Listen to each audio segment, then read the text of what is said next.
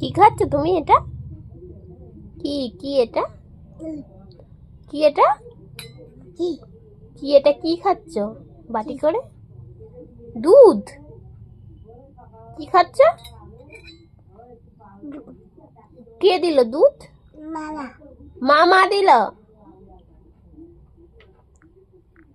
কে দিল দুধ?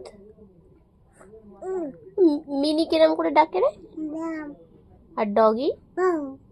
আর কাউ? আর লায়ন? আর র্যাট? র্যাটটা কিরম করে ডাকে? র্যাটটা কিরম করে ডাকে কর? কিরম করে? চি চি।